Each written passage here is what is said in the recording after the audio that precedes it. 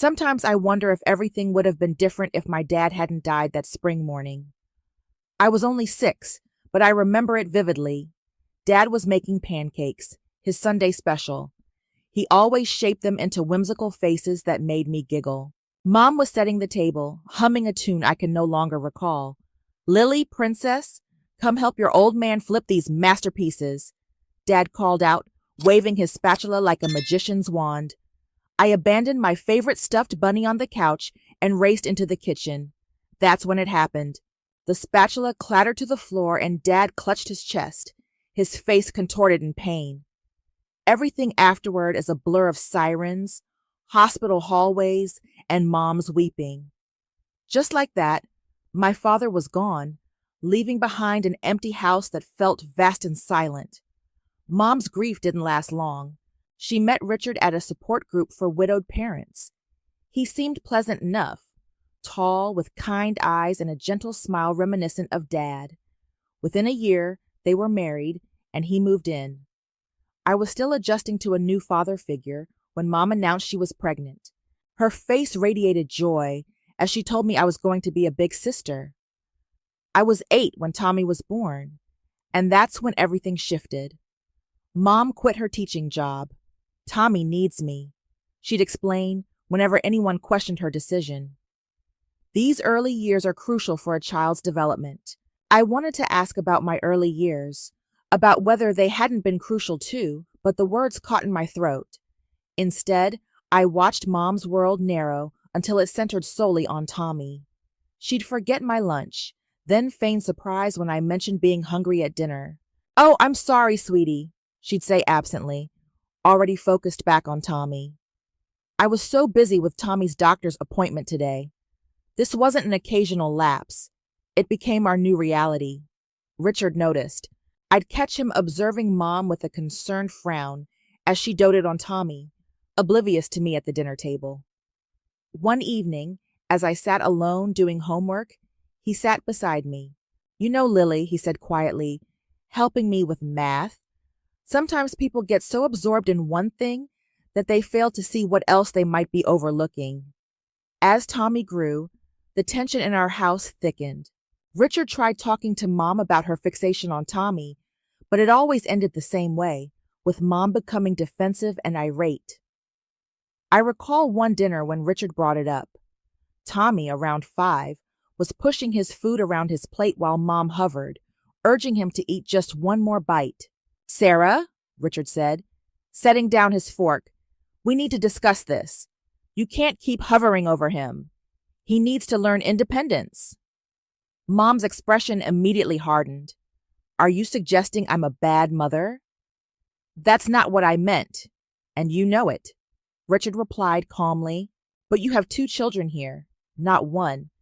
And a husband too, by the way." I pretended to be engrossed in my mashed potatoes, but I was listening intently.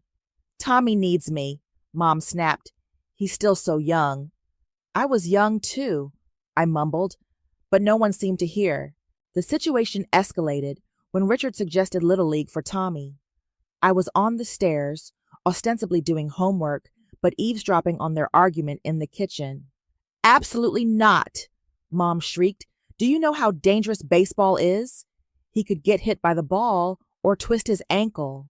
For God's sake, Sarah, he needs to experience life. You can't shield him from everything." But Mom wouldn't budge. Instead, she enrolled Tommy in art classes, which he quit after 3 sessions. Mom blamed the teacher for not appreciating his creative spirit. Meanwhile, Richard started spending more time with me. Perhaps it was his way of counterbalancing Mom's behavior, or maybe he simply saw a child who needed support. He'd take me to karate, cheering louder than anyone when I earned my belts. While I thrived under Richard's attention, Tommy became increasingly difficult. He'd leave his room a disaster, and Mom would turn to me with that dreaded look. "Lily, be a dear and clean up Tommy's room," she'd say, not really asking, but commanding. One day, Richard overheard. "She's not his maid, Sarah," he protested. "He needs to learn responsibility." Mom burst into tears, deploying her ultimate weapon. "I knew it. You love her more than your own son. How can you treat Tommy this way? I watched Richard's face crumble. The fight drained from his eyes. He looked at me apologetically, then raised his hands in defeat. Fine. Have it your way, he said quietly, walking away. After that, he stopped arguing with Mom about Tommy, but the look he gave me spoke volumes. He hadn't given up on me, even if he'd given up on the fight. High school graduation day was bittersweet. Standing in my cap and gown, I scanned the crowd, spotting Richard beaming proudly. Mom was there too, but distractedly checking her phone, likely texting Tommy's babysitter. Later, Richard called me into his study. I've been saving up, he said, revealing a folder of college brochures. You can go wherever you want, Lily. Sky's the limit. Before I could respond, Mom barged in. You can't be serious, she exclaimed. That money should be saved for Tommy's future. He'll need it more. Richard's face hardened with a familiar expression. This is non-negotiable, Sarah. I've made my decision. I chose Marshall University in West Virginia. Far enough for a fresh start, but close enough for occasional visits. On move-in day, Mom couldn't come because Tommy had anxiety about her leaving. College life was liberating. For the first time, I felt free from the shadow of being the less favored child. I called home weekly, but mostly spoke with Richard. Mom was always preoccupied with Tommy. Your brother's going through a difficult phase, Richard explained during one call, his voice weary. He's hanging out with the wrong crowd. I tried getting him involved in after-school programs, but your mother— Let me guess, I interrupted. She said you were being too hard on him? Exactly. Called me a tyrant for suggesting he might need some structure. Richard sighed. She says I don't understand how sensitive he is. My visits home dwindled as Tommy's behavior worsened. When I did visit, he barely acknowledged my presence, holed up in his room with video games. The few glimpses I caught revealed a pale, angry young man glued to his screens. After graduation, I landed a consulting job at Deloitte and stayed in West Virginia, building my career while watching my brother's self-imposed isolation deepen. During one rare visit, I knocked on his door. Tommy, want to grab lunch? My treat. The only response was the sound of gunfire from his video game. Mom, passing by, just shrugged. He's not feeling social today. He's very stressed, you know. The contrast in our lives was stark. While I pursued my career, Tommy chased virtual achievements, enabled by Mom's endless excuses. Richard's disappointed face said it all, but even he had largely given up intervening. By 27, I'd saved enough for a down payment on a small one-bedroom apartment. It wasn't much, but it was mine. You all have to come see it, I announced during my weekly call. I'm having a housewarming party next Saturday. I'll cook dinner, Richard. I'm even making your favorite lasagna. Wouldn't miss it for the world, kiddo, Richard replied warmly. Mom's voice cut in. Oh, honey, I don't think we can make it. Tommy has plans that day. Plans? I couldn't hide my skepticism. What kind of plans? Very important ones, Mom said vaguely. I could hear Tommy's video game blasting in the background. Only Richard showed up to the housewarming, bearing a potted plant and wine. Your mother sends her love, he said, but we both knew it was a lie. Over dinner, he filled me in. Tommy, now 20, hadn't bothered with college and spent his days gaming or with his drinking buddies. Richard had offered him a position at his construction company, just a starting point. Everyone needs to start somewhere, Richard explained, twirling pasta on his fork. But Sarah, she said it would be beneath him. Can you believe that? Sarah said Tommy was too intelligent for manual labor, I muttered. Too intelligent to work, but not too intelligent to mooch off his parents. Richard gave me a sad smile. I keep trying, Lily. God knows I keep trying. That was our last real conversation. 2 years later, I got the call. Richard had collapsed at work, a massive heart attack, just like my father. He was gone before I reached the hospital. The funeral was surreal. Mom put on a dramatic display of grief, telling everyone what a wonderful husband Richard had been. We were so happy, she wailed. How will we manage without him? I watched her performance with disgust and pity. Her tears weren't for Richard, they were for herself. I could see the wheels turning behind her grief-stricken facade. Richard had been the sole provider. Without his income, how would she maintain Tommy's lifestyle? Tommy didn't even bother wearing a proper suit to the funeral. He showed up in wrinkled khakis and a faded polo shirt, spending most of the service staring at his phone while Mom made excuses. He's processing his grief in his own way. Standing at Richard's grave, I couldn't help but feel a sense of déjà vu. Another father figure, another heart attack, another funeral. Only this time, I was old enough to see the truth. Mom's tears were more for her dwindling bank account than her broken heart. A year after Richard's death, I lost touch with Mom and Tommy. What little I knew came from Aunt Linda's occasional calls. They're getting by on Richard's savings, she told me. Your mom sold his Chevrolet last month. The tools from his workshop went before that. I tried not to care, but when Mom's number flashed on my phone one Tuesday evening, my heart skipped a beat. Lily, her voice sounded frail, I need you to come home. Please. Something in her tone made me book the next available flight. Pulling up to our old house, I barely recognized it. The once pristine lawn Richard had meticulously cared for was overrun with weeds. Paint peeled from the window frames, and a shutter hung askew. The house wasn't the only thing that had deteriorated. Mom opened the door, and I almost gasped. The vibrant woman I remembered was gone, replaced by someone who looked decades older. Deep wrinkles lined her face, and her usually perfectly coiffed hair showed stark gray roots. Come in, she said, leading me into the musty living room. Dirty dishes piled in the sink, and a film of dust coated everything. This, from the woman who once made me rewash dishes if she spotted a single water spot. Mom, what's going on? I asked, settling onto the couch, a broken spring digging into my thigh. Another thing Richard would have fixed immediately. She broke down instantly.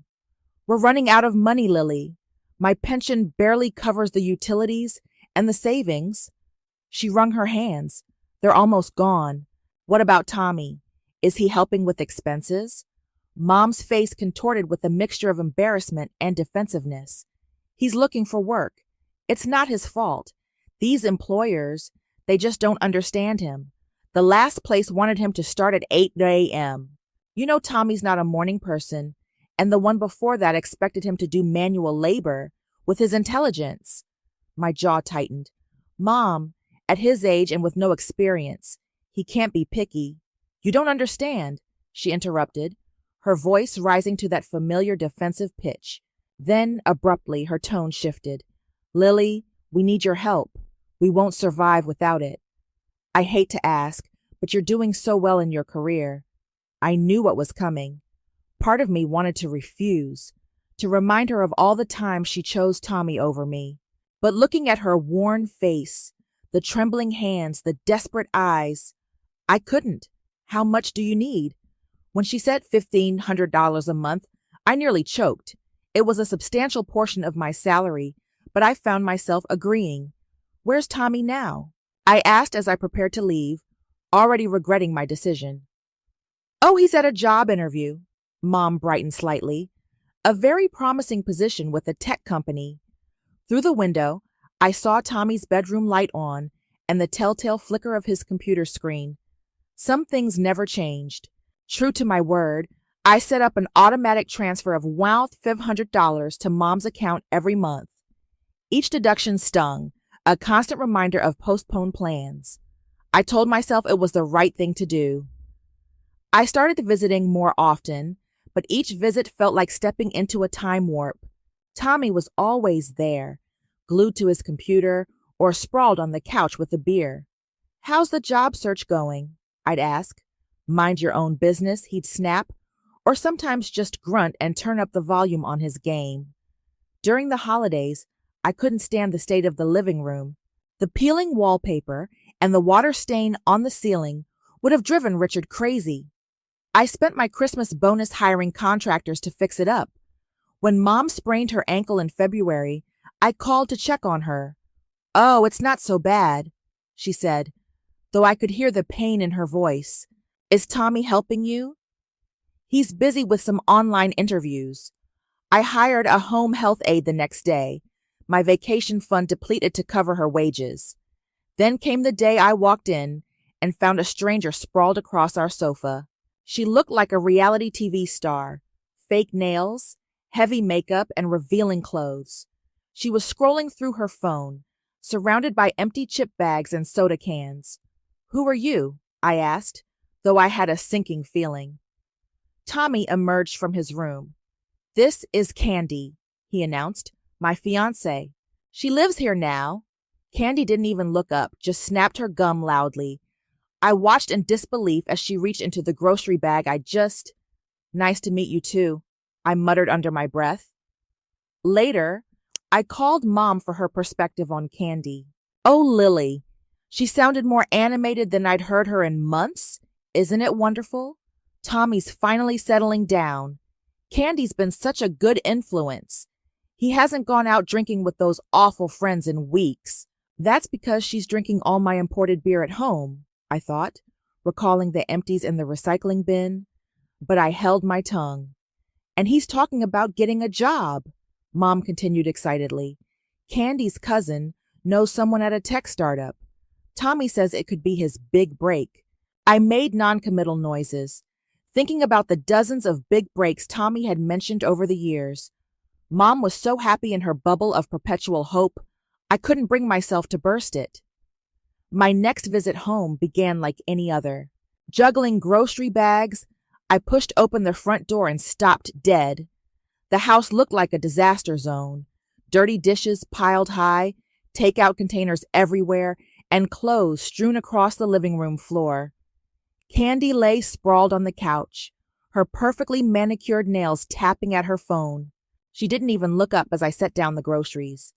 "You know," I said sharply, "you live here rent-free, eating food that I pay for. The least you could do is wash a dish or two."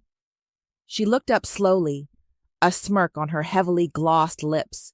"Who do you think you are, coming in here giving orders? This isn't your house." "I grew up here," I retorted. "You're just a guest." That's when she laughed, a harsh, triumphant sound that made my skin crawl. "Oh, honey, you've got it all wrong. This house belongs to Tommy now. Your mom signed everything over to him. There's a will and everything." I found Mom in the kitchen, organizing coupons she never used. "Is it true?" My voice sounded strange. "Did you make a will leaving everything to Tommy?" She avoided my gaze, fiddling with papers. Then, her expression hardened. "Yes," she said flatly. "It's true." "I don't understand," I whispered. "I'm the one helping you. I'm the one sending money every month. Tommy doesn't work, doesn't contribute anything. Don't you dare talk about your brother that way." Mom's voice rose sharply. "You don't understand him. You never have." "Understand what?" "That he's a parasite, perfectly content to live off my money while his girlfriend trashes our home." "Oh, stop being so dramatic." Mom's face twisted into something unrecognizable. "You want to know the truth? I never loved you the way I love Tommy. He's better than you in every way that matters. And I don't want to see you here anymore." The words hit me like a physical blow. All these years, I told myself Mom loved me, just showed it differently. Now I knew better. I turned and walked out, Candy's triumphant laughter echoing behind me. 21 years of hoping, of making excuses, of trying to earn my mother's love, ended with the click of a door closing behind me. The drive home was a blur. I don't remember the 4-hour trip, climbing the stairs to my apartment, or even sitting down on my couch. But I do remember the moment of clarity as I stared at my banking app, at the automatic transfer to Mom's account. $1,500 every month for the past year. My finger hovered over the screen before decisively clicking cancel recurring payment. For the next few weeks, I buried myself in work, the hole in my budget feeling more like an opportunity than a burden. I researched investments, imagining saving for my own house, a real house. Exactly 1 month later, Mom called. The money didn't come through, she said without preamble. There must be some mistake with the bank. There's no mistake, I replied, surprised by my steady voice. I canceled the transfers. A stunned silence followed, then an explosion. You what? How dare you? After everything I've done for you. I actually laughed. Everything you've done for me. Like what, Mom? Forgetting my existence? Forcing me to be Tommy's maid? Telling me you never loved me? That's different, she shrieked, resorting to her Tommy defense voice. You know I was upset, but you can't just stop helping us. We're counting on that money. Tommy and Candy are planning a vacation to Cancun. They need a vacation? I interrupted, my voice rising.